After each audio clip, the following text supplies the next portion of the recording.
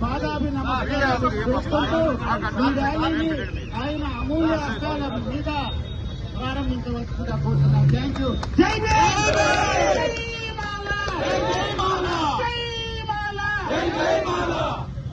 Thank you మిత్రులారా. ఇక్కడ ఎవరు ఆధ్వర్యంలో కాదు, మాలలో మన బిడ్డల భవిష్యత్తు కోసం కలిసి అడుగులేదో ప్రారంభిద్దాం. మోహన్ గారు జనజెండా ఊపాలతో ప్రారంభించకపోతున్నాం. Thank you sir. Thank you sir.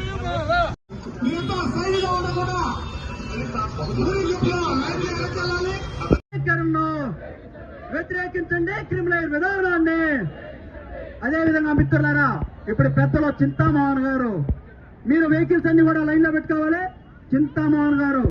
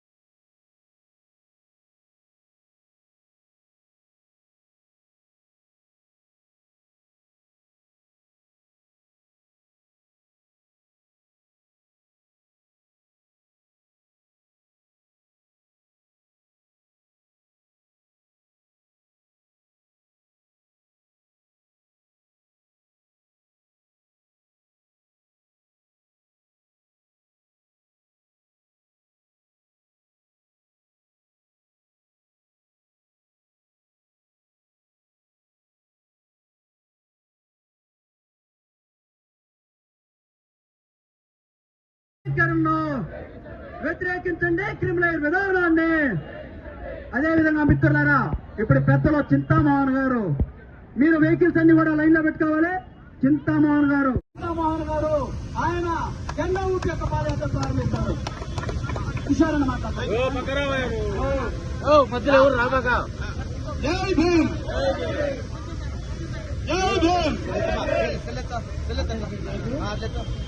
ఈ రాష్ట్రంలోని అన్ని రాజకీయ పార్టీలోని పాలలు వర్గీకరణ అంశాన్ని అసెంబ్లీలో తీర్మానం చేస్తే నాయకుడు మాల ఎమ్మెల్యే వాళ్ళకు ఒకసారి నివాళులు అర్పిస్తూ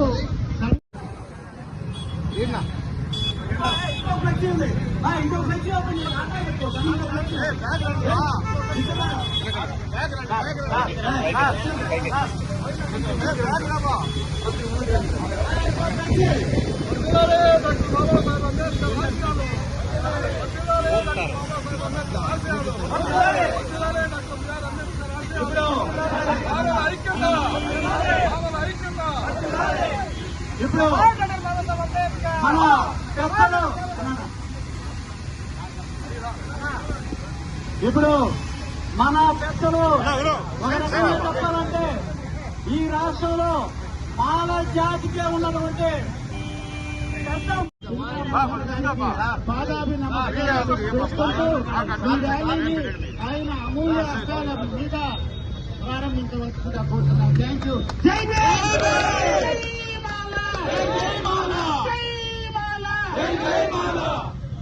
థ్యాంక్ యూ మిత్రులారా. ఇక్కడ ఎవరు ఆధ్వర్యంలో కాదు, మాలలో మన బిడ్డల భవిష్యత్తు కోసం కలిసి అడుగులేదో ప్రారంభిద్దాం. మోహన్ గారు జనజెండా ఊపాలతో ప్రారంభించకపోతున్నాం. Thank you sir. Thank you sir. జై జై మాల.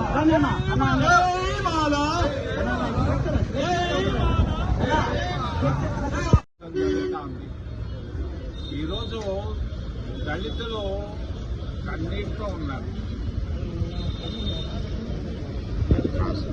కష్టాల్లో ఉన్నారు. ఎప్పుడు కనపడనటువంటి అంతరానితనం స్పష్టంగా కనిపిస్తా ఉంది తిరుమల తిరుపతి దేవస్థానం పరిధిలో. దీన్ని నేను ఖండిస్తున్నాను. అంతేకాదు అన్య మతాలని పేరు పెట్టి ఎవరో ఒక బైబిల్ చదువుకునేటువంటి ఒక ఫార్మసిస్ట్ ఉద్యోగాన్ని తీసేయడం భారత రాజ్యాంగానికి విరుద్ధం. ఇది మనది సెక్యులర్ దేశం. ప్రక్కనే క్రిస్టియన్ మెడికల్ కాలేజ్ ఉంది, హాస్పిటల్ ఉంది. వేల సంఖ్యలో హిందువులు పనిచేస్తున్నారు, ముస్లింలు పనిచేస్తున్నారు. మరి టీటీడీకి సంబంధించినటువంటి హాస్పిటల్లో ఒక బైబిల్ చదివేటువంటి ఒక నిరుపేద దళిత మహిళను తీసేయడం అనేది పొరపాటు. దాన్ని వెనక్కి తీసుకోవాలని మేమందరం డిమాండ్ చేస్తున్నాం. ఈరోజు అందరూ కలిసి మరి వర్గీకరణను వ్యతిరేకిస్తా ఉన్నారు. అసలు భారత రాజ్యాంగంలో ఈరోజు అంబేద్కర్ గారు రాసినటువంటి రాజ్యాంగం వల్లే దేశం ఈరోజు అన్ని మతాల్ని, అన్ని కులాల్ని, అన్ని భాషల్ని, అన్ని ప్రాంతాలను కలపగలుగుతా ఉంది. భారతదేశం ఐక్యంగా ఉందనంటే రాజ్యాంగం వల్లే. ఇటువంటి రాజ్యాంగాన్ని కాపాడుకోవాల్సిన బాధ్యత ప్రతి భారత పౌరుడి పైన ఉందని తెలియజేస్తూ వీరిని నేను హృదయపూర్వకంగా అభినందిస్తున్నాను. దళిత ఉద్యోగస్తులు మరి వాళ్ళని హృదయపూర్వకంగా అభినందిస్తున్నాను. వారు వాళ్ళ పాదయాత్ర జయప్రదం కావాలని, విజయం చేకూర్చాలని మనసారా త్రికరణ శుద్ధిగా కోరుకుంటూ నేను సెలవు తీసుకుంటాను. తులిబిల్లి అశోక్ బాబు, రాష్ట్ర మాల ఉద్యోగ సంఘం అధ్యక్షుడిని. ఈరోజు ప్రధానంగా ఆగస్టు 3వ తారీఖు నుంచి కుప్పం నుండి ఇచ్చాపురం వరకు కూడా భారత రాజ్యాంగ పరిరక్షణ యాత్రని మొదలుపెట్టాము.